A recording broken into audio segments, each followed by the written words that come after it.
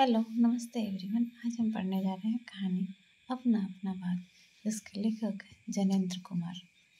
बहुत कुछ निरुद्देश घूम चुकने पर हम सड़क के किनारे की एक बेंच पर बैठ गए। नैनीताल की संध्या धीरे धीरे उतर रही थी। रुई के रेशे से भाप से बादल हमारे सिरों को छू छू कर बेरोक टोक घूम रहे थे। हल्के प्रकाश और अंधियारी से रंग कर कभी वे नीले दिखते, कभी सफ़ेद, और फिर देर में अरुण पड़ जाते। वे जैसे हमारे साथ खेलना चाह रहे थे। पीछे हमारे फूलों वाला मैदान फैला था। सामने अंग्रेज़ों का एक प्रमोद गृह था, जहाँ सुहावना रसीला बाजा बज रहा था, और पार्श्व में था वही सुरम अनुपम नैनीताल। ताल में किश्तियाँ अपने सफ़ेद पाल उड़ाती हुई एक दो अंग्रेज यात्रियों को लेकर इधर से उधर और उधर से इधर खेल रही थी। कहीं कुछ अंग्रेज एक एक देवी सामने प्रति स्थापित कर अपनी सुई सी शकल की डोंगियों को मानो शर्त बांधकर सरपट दौड़ा रहे थे। कहीं किनारे पर कुछ साहब अपनी बंसी डाले सधैर्य, एकाग्र, एकस्थ, एकनिष्ठ मछली चिंतन कर रहे थे। पीछे पोलो लान में बच्चे किलकारियां मारते हुए हॉकी खेल रहे थे। शोर, मारपीट, गाली गलौज भी जैसे खेल का ही अंश था। इस तमाम खेल को उतने क्षणों का उद्देश्य बना। वे बालक अपना सारा मन, सारी देह, समग्र बल और समूची विद्या लगाकर मानो खत्म कर देना चाहते थे। उन्हें आगे की चिंता न थी, बीते का ख्याल न था। वे शुद्ध तत्काल के प्राणी थे। वे शब्द की संपूर्ण सच्चाई के साथ जीवित थे। सड़क पर से नर नारियों का अविरल प्रवाह आ रहा था और जा रहा था। उसका न ओर था न छोर। यह प्रवाह कहाँ जा रहा था और कहाँ से आ रहा था, कौन बता सकता है। सब उम्र के, सब तरह के लोग उसमें थे। मानो मनुष्यता के नमूनों का बाजार सज कर सामने से इठलाता निकला चला जा रहा हो। अधिकार गर्व में तने अंग्रेज उसमें थे, और चिथड़ों से सजे घोड़ों की बाग थामे वे पहाड़ी उसमें थे, जिन्होंने अपनी प्रतिष्ठा और सम्मान को कुचलकर शून्य बना लिया है, और जो बड़ी तत्परता से दुम हिलाना सीख गए हैं। भागते, खेलते, हंसते, शरारत करते लाल लाल अंग्रेज बच्चे थे, और पीली पीली आंखें फाड़े पिता की उंगली पकड़कर चलते हुए अपने हिंदुस्तानी नैनीहाल भी थे। अंग्रेज पिता थे जो अपने बच्चों के साथ भाग रहे थे, हंस रहे थे और खेल रहे थे। उधर भारतीय पितृदेव भी थे, जो बुजुर्गी को अपने चारों तरफ लपेटे धन संपन्नता के लक्षणों का प्रदर्शन करते हुए चल रहे थे। अंग्रेज रमणियाँ थी जो धीरे धीरे नहीं चलती थी, तेज चलती थी। उन्हें न चलने में थकावट आती थी, न हंसने में मौत आती थी। कसरत के नाम पर घोड़े पर भी बैठ सकती थी, और घोड़े के साथ ही साथ जरा जी होते ही किसी किसी हिंदुस्तानी पर घोड़े भी फटकार सकती थी। वे दो दो, तीन तीन, चार चार की टोलियों में निशंक निरापद इस प्रभाव में मानो अपने स्थान को जानती हुई सड़क पर चली जा रही थी। उधर हमारी भारत की कुल लक्ष्मी सड़क के बिल्कुल किनारे दामन बचाती और संभालती हुई साड़ी की कई तहों में सिमट सिमट कर लोक लाज, स्त्रीत्व और भारतीय गरिमा के आदर्श को अपने परिवेष्टनों में छिपाकर सहमी सहमी धरती में आंख गाड़े कदम कदम बढ़ रही थी। इसके साथ ही भारतीयता का एक और नमूना था, अपने कालेपन को खुरच खुरच कर बहा देने की इच्छा करने वाला अंग्रेजीदा पुरुषोत्तम भी थे, जो नेटिवों को देखकर मुंह फेर लेते थे और अंग्रेज को देखकर आंखें बिछा देते थे और दुम हिलाने लगते थे। वैसे वे अकड़ कर चलते थे, मानो भारत भूमि को इसी अकड़ के साथ कुचल कर कुचल कुचल कर चलने का उन्हें अधिकार मिला है। घंटे के घंटे सरक गए, अंधकार गाढ़ा हो गया, बादल सफ़ेद होकर जम गए, मनुष्यों का वह तांता एक एक कर छीन हो गया। अब इक्का दुक्का आदमी सड़क पर छतरी लगाकर निकल रहा था। हम वहीं के वहीं बैठे थे। सर्दी सी मालूम हुई, हमारे ओवरकोट भीग गए थे। पीछे फिरकर देखा, यह लाल बर्फ की चादर की तरह बिल्कुल स्तब्ध और सुन पड़ा था। सब सन्नाटा था। तल्ली लाल की बिजली की रोशनियां दीप मालिका सी जगमगा रही थी। वह जगमगाहट 2 मील तक फैले हुए प्रकृति के जल दर्पण पर प्रतिबिंबित हो रही थी, और दर्पण का कांपता हुआ लहरें लेता हुआ वह जल प्रतिबिंबों को 100 गुना 1000 गुना करके उनके प्रकाश को मानो एकत्र कर और पूंजीभूत करके व्याप्त कर रहा था। पहाड़ों के सिर पर की रोशनियां तारों से जान पड़ती थी। हमारे देखते देखते एक घने पर्दे से ने आकर इन सब को ढक दिया। रोशनियां मानो मर गई, जगमगाहट लुप्त हो गई। वे काले काले भूत से पहाड़ भी इस सफेद पर्दे के पीछे छिप गए। पास की वस्तु भी न दिखने लगी, मानो यह घनीभूत प्रलय था। सब कुछ इस घनी गहरी सफेदी में दब गया।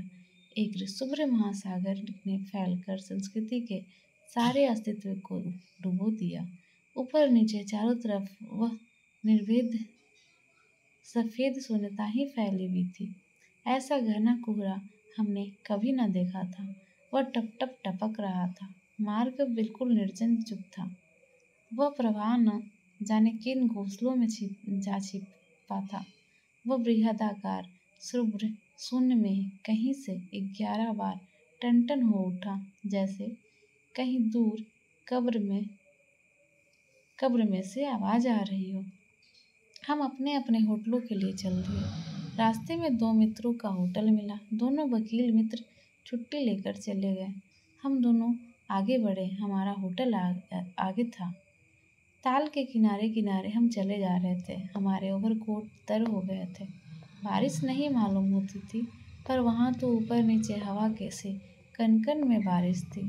सर्दी इतनी थी कि सोचा कोट पर एक कंबल और होता तो अच्छा होता। रास्ते में ताल के बिल्कुल किनारे पर बेंच पड़ी थी।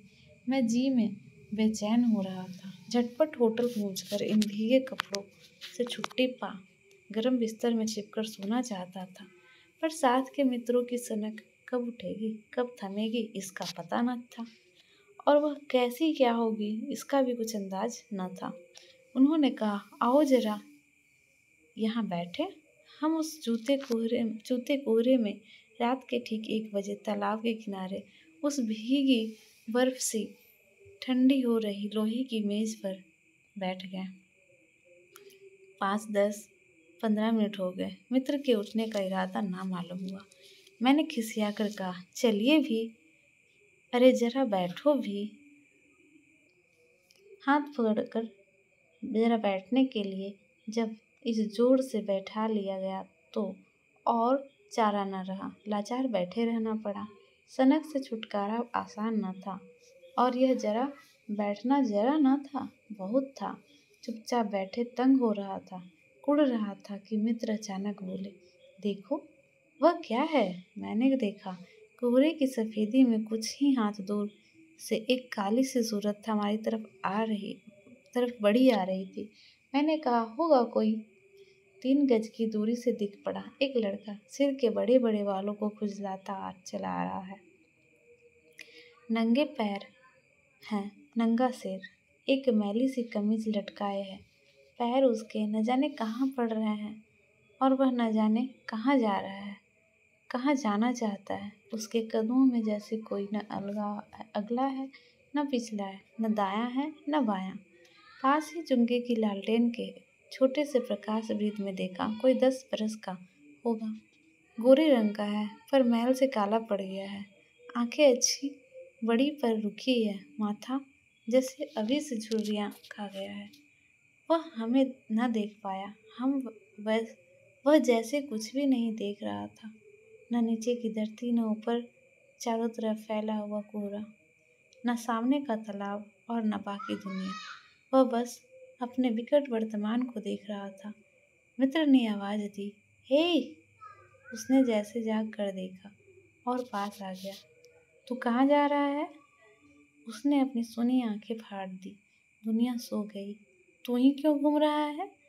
बालक मौन मुख फिर भी बोलता हुआ चेहरा लेकर खड़ा रहा। कहाँ सोएगा? यहीं कहीं। कल कहाँ सोया था? दुकान पर। आज वहाँ क्यों नहीं गया? नौकरी से हटा दिया। क्या नौकरी थी? सब काम, 1 रुपया और जूठा खाना। फिर नौकरी करेगा? हाँ। बाहर चलेगा? हाँ। आज क्या खाना खाया? कुछ नहीं। अब खाना मिलेगा? नहीं मिलेगा। यूं ही सो जाएगा? हाँ। कहाँ? यहीं कहीं। इन्हीं कपड़ों में? बालक फिर आंखों से बोलकर मुख खड़ा रहा। आंखें मानो बोलती थी, यह भी कैसा मूर्ख प्रश्न। माँ बाप हैं? हैं। कहाँ? 15 कोस दूर गांव में। तू भाग आया? हाँ। क्यों? मेरे कई छोटे भाई बहन हैं, सो भाग आया। वहाँ काम नहीं, रोटी नहीं, बाप भूखा रहता था और मारता था, माँ भूखी रहती थी और रोती थी, सो भाग आया। एक साथी और था उसी गांव का, मुझसे बड़ा था। दोनों साथ यहाँ आए। वह अब नहीं है। कहाँ गया? मर गया। मर गया। मर गया? हाँ साहब। साहब ने मारा, मर गया। अच्छा, हमारे साथ चल। वह साथ चल दिया। लौटकर हम वकील दोस्तों के होटल में पहुंचे। वकील साहब? वकील लोग होटल के ऊपर के कमरे से उतर कर आए। कश्मीरी 2 साला लपेटे थे, मोजे चढ़े, पैरों में चप्पल थी, स्वर में हल्की सी झिलझिलाहट थी, कुछ लापरवाही थी। आहा, फिर आप कहिए। आपको नौकर की जरूरत थी ना? देखिए, यह लड़का है। कहाँ से ले आए? इसे आप जानते हैं? जानता हूँ। यह बेईमान नहीं हो सकता। अजी, ये पहाड़ी बड़े शैतान होते हैं। बच्चे बच्चे में गुल छिपे होते रहते हैं। आप भी क्या अजीब हैं। उठा लाएं कहीं से। लो जी, यह नौकर लो। मानिए तो यह लड़का अच्छा निकलेगा। आप भी? जी, बस खूब है। ऐसे गैरों को नौकर बना लिया जाए, अगले दिन वह न जाने क्या क्या लेकर चंपत हो जाए। आप मानते ही नहीं, मैं क्या करूं? माने क्या, खाक? आप भी? जी, अच्छा मजाक कर लेते हैं।